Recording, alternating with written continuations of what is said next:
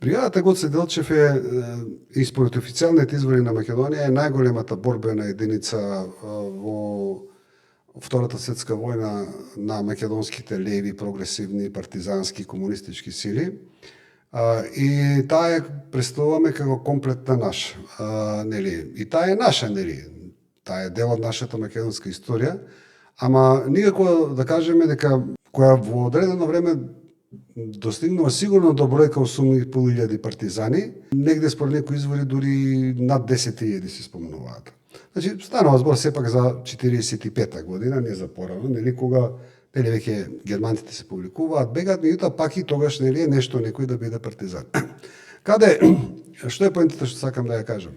Поентата што сакам да ја кажам е дека таа е единица која е комплетно формирана од Бугарската комунистичка партија, сега нели Народниот фронт после капитулацијата на Бугарија.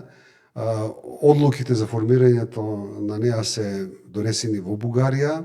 Во единиците се ставени старешини на довчерашната профашистичка армија, кои сега се потекло од Македонија, се ставени војници кои се мобилизирани во тоа време, односно пред тоа се мобилизирани се редовни војници од Македонија на територијата во Бугарија, се ставени одредени политички затвореници кои биле се уште во затворите во Бугарија и конечно се ставени многу доброволци кои се од македонските бежанци или бегалци, како што ги викаме ние, низ текот од таа бројка на денеска што викаат во Бугарија 2 милиони имаат потекло од Македонија, дел од тие учествувале во таа бригада Гоце Делчев.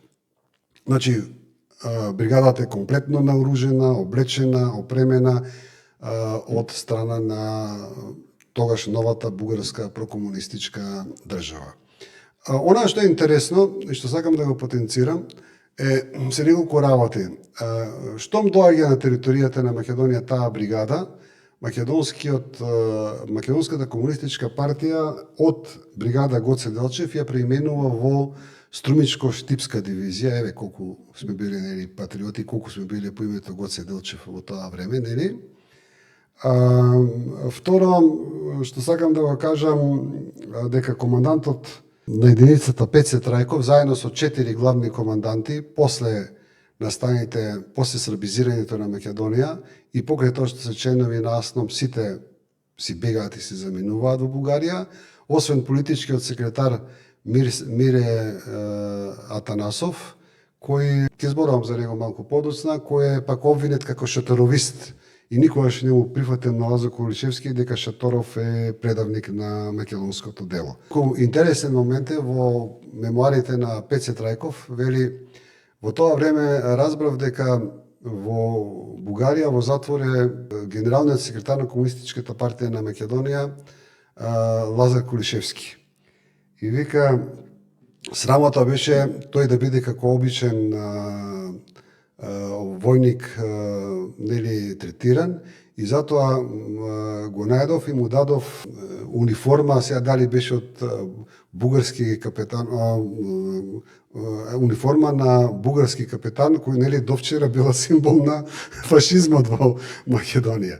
Еве тоа е толкувањето. Јас никаде не сум сретнал толкување од самиот Лазар Кулишевски како дошол во Македонија, и тоа е единственото сведештво од Пеце Трајков, кој вели дека практично Лазар Кулишевски дошол во Македонија, влегол во униформа на бугарски фашистички стареши. На тој момент македонската историографија не го коментирала, ова е повеќе некоја пикантерија, колку нешто толку значајно.